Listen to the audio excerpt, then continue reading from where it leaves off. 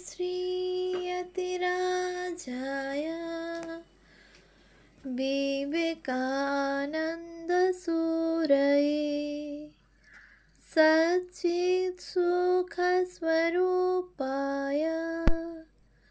स्वामिने तापहारिणे।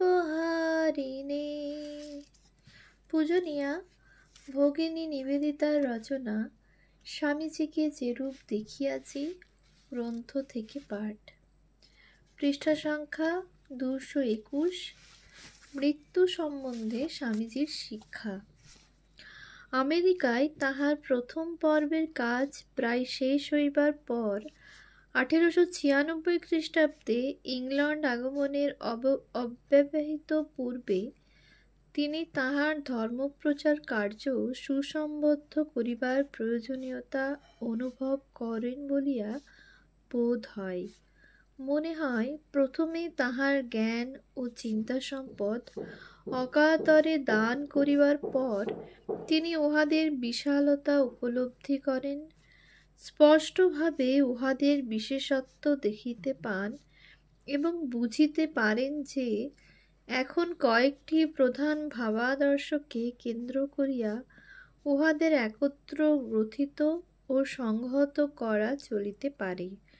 সম্ভবত ওই কার্যে হস্তক্ষেপ করিয়াই তিনি হৃদয়ঙ্গম করেন যে সর্বসম্মতরূপে বেদান্তকে গ্রহণীয় করিতে হইলে দেহান্তে আত্মার গতি সম্পর্কে কিছু বলা অবশ্যই প্রয়োজন। 1895 খ্রিস্টাব্দের অক্টোবর মাসে প্রথম ইংল্যান্ড আগমনকালে জনৈক ইংরেজ বন্ধুকে লিখিত তাহার পত্র হইতে স্পষ্ট বুঝা যায় যে কোনো ধর্মমতকে সর্বাঙ্গ সম্পূর্ণ করিবার জন্য উহাতে কোন কোন বিষয়ের সমাবেশ থাকা আবশ্যক সে সম্বন্ধে তিনি সম্পূর্ণ অবহিত ছিলেন। বর্তমান ক্ষেত্রে দুইজন যুবকের সাক্ষাৎকার কর্মকাণ্ডের আবশ্যকতার প্রতি তাহার দৃষ্টি আকৃষ্ট করে। যুবকদ্বয় সেই সম্প্রদায়ের অন্তর্ভুক্ত ছিলেন যাহারা দর্শনশাস্ত্রের দিক হইতে ধর্ম সম্পর্কে আলোচনা করিয়া থাকেন, অলৌকিক রহস্যাদির সহিত কোনো প্রকার সম্পর্ক রাখেন না। তিনি লিখিয়াছিলেন, এই ব্যাপার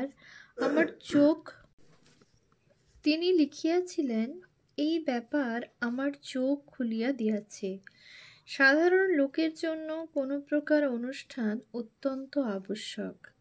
প্রকৃতপক্ষে সাধারণ দৃষ্টিতে ধর্ম শুধু প্রতীকাদি ও কর্মকাণ্ডের সাহায্যেই বাস্তব দর্শনে পরিণত হয়। কেবল শুষ্ক দর্শন মানুষের উপরে তেমন প্রভাব বিস্তার করিতে পারে না। এইরূপে যে সংগঠনমূলক কল্পনা যাহা শুধু ভাঙে না, নূতন কিছু গড়িতে চায়, তাহার মধ্যে উদ্বুদ্ধ হইয়াছিল। তাহার উল্লেখ উপরিউক্ত বন্ধুকে লিখিত পরবর্তী 2-3 পত্রে দেখিতে পাওয়া যায়। জনৈক বিখ্যাত তড়িৎ তত্ত্ববিদের সহিত আলাপ আলোচনার উত্তেজনা তখনও পর্যন্ত মনে ক্রিয়াশীল থাকায় তিনি একখানি পত্রে প্রাণ ও জড়ের সম্পর্করূপ সমস্যাটির সম্মুখীন হন এবং মৃত্যু সম্বন্ধে হিন্দু শাস্ত্রে নিহিত যে তথ্য তাহার নিকট তাৎপর্যপূর্ণ বলিয়া বোধ হয় উহার একটি সংক্ষিপ্ত সার সংকলন করিয়া দেন। পত্রখানি পড়িলেই সহজেই বোঝা যায় যে প্রাচীন ভারতীয় চিন্তা ও আধুনিক বিজ্ঞানের মধ্যে সাদৃশ্য দেখিয়া তিনি বিশেষ আনন্দ অনুভব করেন। তিনি লেখেন, আমাদের বন্ধু বেদান্তোক্ত প্রাণ আকাশ ও কল্পের তত্ত্বশ্রবণে মুগ্ধ হইয়াছেন।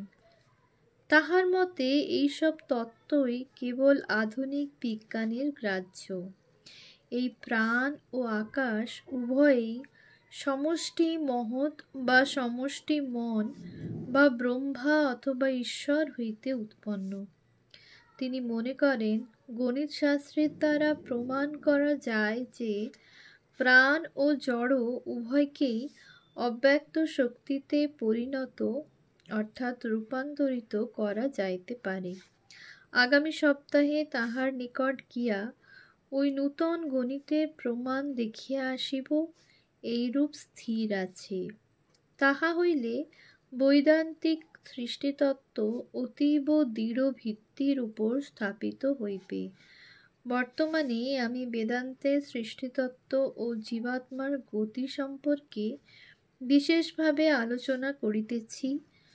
আধুনিক বিজ্ঞানের সহিত উহাদের সম্পূর্ণ ঐক্য আমি স্পষ্ট দেখিতে পাইতেছি এবং একটি তত্ত্বের সরল প্রতিপাদন দ্বারা অপর তত্ত্বটিও সহজ হইয়া যাইবে।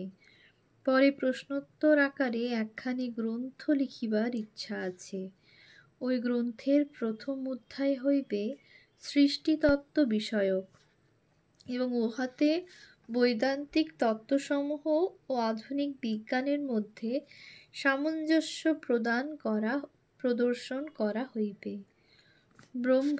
ব্রহ্ম থেকে মহৎ বা ঈশ্বর, তার থেকে প্রাণ আর আকাশ, দ্য অ্যাবসোলিউট, ওখান থেকে primal creative energy, force and matter.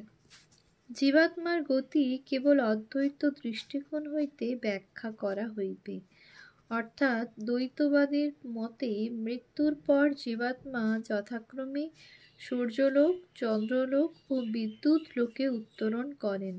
সেখান হইতে এক অলৌকিক পুরুষ তাহাকে সঙ্গে করিয়া ব্রহ্মলোকে লইয়া যান। অদ্বৈতবাদী বলেন সেখান হইতে তিনি নির্বাণ প্রাপ্ত হন। অদ্বৈত মতে আত্মা গমনাগমন করেন না এবং এই সব লোক বা জগতের বিভিন্ন স্তর, আকাশ ও প্রাণের সংযোগে উৎপন্ন বিভিন্ন পরিণাম মাত্র, অর্থাৎ সর্বনিম্ন বা সর্বাপেক্ষা ঘনীভূত স্থূল স্তর হইল সূর্যালোক, যেখানে প্রাণের প্রকাশ জড়শক্তিরূপে এবং আকাশ ইন্দ্রিয়গ্রাহ্য জড় পদার্থরূপে প্রকাশ পায়। ইহার পর সূর্যলোক বেষ্টন করিয়া অবস্থিত চন্দ্রলোক। চন্দ্রলোক বলিতে আদৌ চন্দ্র বুঝায় না, পরন্তু উহা দেবতাদের আবাসস্থল, অর্থাৎ প্রাণ মনঃশক্তিরূপে এবং আকাশ তন্মাত্রারূপে প্রকাশ পায়। অতঃপর বিদ্যুৎ লোক, অর্থাৎ এমন একটি অবস্থা যেখানে প্রাণ আকাশ হইতে প্রায় অবিচ্ছেদ্য এবং বিদ্যুৎ প্রাণ অথবা জড় তাহা ঠিক করিয়া বলা কঠিন। পরবর্তী স্তর ব্রহ্মলোক, সেখানে প্রাণ বা আকাশ কিছুই নাই, উভয়েই মহৎ অথবা আদি শক্তিতে লীন হইয়া গিয়াছে। প্রাণ অথবা আকাশ কিছুই না থাকায় এই অবস্থায় জীব সমগ্র জগৎকে সমষ্টি মহৎ রূপে ভাবনা করেন। এই অবস্থা বৈরাজ পুরুষ রূপে প্রতিভাত হয়, তথাপি ইহা ব্রহ্ম নহে, কারণ তখনও বহুত্বের ভাব রহিয়াছে। এখান হইতে অবশেষে জীব সেই একত্বে উপনীত হন, উহাই চরম লক্ষ্য। অদ্বৈতবাদ বলে এই বিভিন্ন অবস্থান্তর বা পরিণাম জীবের মনে ক্রমান্বয়ে উদিত কল্পনা মাত্র। জীব স্বয়ং আসেন না বা যান না এবং এইরূপেই বর্তমান পরিদৃশ্যমান জগতের সৃষ্টি হইয়াছে। সৃষ্টি ও প্রলয় একই পর্যায়ক্রমে ঘটিয়া থাকে, কেবল একটির অর্থ বিকাশ, অন্যটির অর্থ সংকোচ। এখন যেহেতু প্রত্যেক ব্যক্তি কেবল নিজের মধ্যেই জগৎ উপলব্ধি করিতে পারে, সেই হেতু ওই জগৎ তাহার বন্ধনের সঙ্গে সঙ্গে সৃষ্ট এবং তাহার মুক্তিতেই উহার লয়, যদিও অন্যান্য বদ্ধ ব্যক্তিগণের পক্ষে উহা বর্তমান থাকে। নাম রূপ লইয়াই জগৎ সমুদ্রের একটি তরঙ্গ, ততক্ষণই তরঙ্গ যতক্ষণ উহা নাম রূপের দ্বারা পরিচ্ছন্ন। তরঙ্গ অবস্থা চলিয়া গেলে উহা সমুদ্র হইয়া যায়, কিন্তু তখন ওই নাম রূপ তৎক্ষণাৎ চিরদিনের মতো অন্তর্হিত হইয়া যায়। অতএব যে জল নাম রূপ দ্বারা পরিচ্ছন্ন হইয়া তরঙ্গাকারে পরিণত হইয়াছিল, সেই জল ব্যতীত তরঙ্গের ওই নাম রূপের অস্তিত্ব থাকিতে পারে না। কিন্তু নাম রূপ তরঙ্গ নয়। তরঙ্গ জলে মিলিয়া যাইলে ওই নাম রূপ চিরকালের জন্য বিনাশপ্রাপ্ত হয়, কিন্তু অন্যান্য তরঙ্গের সম্বন্ধে অপরাপর নাম রূপ তখনও বিদ্যমান থাকে। এই নামরূপী মায়া, আর ওই জল ব্রহ্ম। তরঙ্গ সর্বদা জল ব্যতীত অন্য কিছুই ছিল না। তথাপি যতক্ষণ উহা তরঙ্গ পদবাচ্য ছিল, ততক্ষণ উহার নাম রূপও ছিল। আবার ওই নাম রূপ এক মুহূর্তের জন্য তরঙ্গ হইতে পৃথক থাকিতে পারে না, যদিও জলাকারে ওই তরঙ্গ অনন্তকাল নাম রূপ হইতে পৃথক থাকিতে পারে। কিন্তু যেহেতু নামরূপকে কোনো পদার্থ হইতে পৃথক করা যায় না, সেই হেতু নামরূপ সৎ পদার্থ একথা বলা চলে না, অর্থাৎ তাদের স্বতন্ত্র অস্তিত্ব নাই। তথাপি তাহারা শূন্য নহে, ইহাই মায়া। এইসব আমি সাবধানে ও বিস্তৃতভাবে বর্ণনা করিতে চাই, কিন্তু আপনি এক নজরেই বুঝিতে পারিবেন যে আমি ঠিক পথে চলিয়াছি। এই কাজের জন্য আমাকে আরও বেশি করিয়া শারীরবিজ্ঞান পড়িতে হইবে। উচ্চতর ও নিম্নতর কেন্দ্রগুলির পরস্পরের মধ্যে কি সম্বন্ধ, তাহা নির্ণয় করিতে হইবে। মনস্তত্ত্বের মন, চিত্ত, বুদ্ধি ইত্যাদি কাহার কতটুকু ক্রিয়া প্রভৃতি সব ঠিক করিয়া লইতে হইবে। কিন্তু এখন আমি স্পষ্ট আলো দেখিতে পাইতেছি, তাহার মধ্যে আর কোনো ভোজবাজি বা অস্পষ্টতা নাই। আবার এই পত্রে অন্যান্য বহু স্থলের ন্যায় আমরা স্বামীজীর প্রতিভার মধ্যে সামঞ্জস্য বিধান ও সংগঠন করিবার শক্তির পরিচয় পাই। আচার্য শঙ্কর যে উচ্চাদর্শ স্থাপন করিয়া গিয়াছেন, তাহার কোনরূপ নড়চড় হইবে না। আত্মা আসেন না, জানো না, এই বাক্য চিরকালের জন্য সকল সত্যের উপর প্রাধান্য লাভ করিবে। কিন্তু যাহারা অপর প্রান্ত হইতে কার্য আরম্ভ করিয়াছেন, তাহাদের পরিশ্রম বৃথা যাইবে না। অদ্বৈতবাদীর দার্শনিক সূক্ষ্ম দৃষ্টি এবং দ্বৈতবাদীর মনের পূর্বাপর বিভিন্ন অবস্থার বৈজ্ঞানিক পর্যবেক্ষণ উভয়ই পরস্পরের এবং নূতন ধর্মব্যাখ্যার পক্ষে আবশ্যক।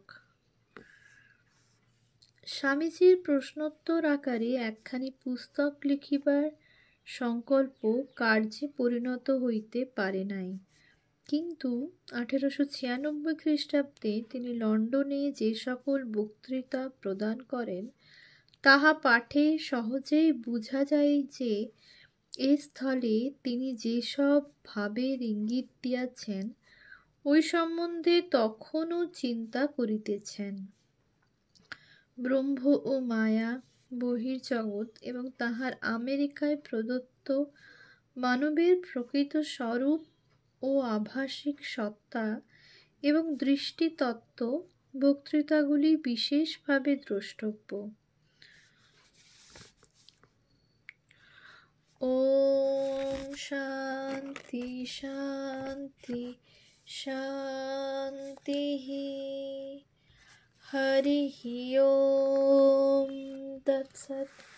শ্রীরামকৃষ্ণার্পণমস্তু।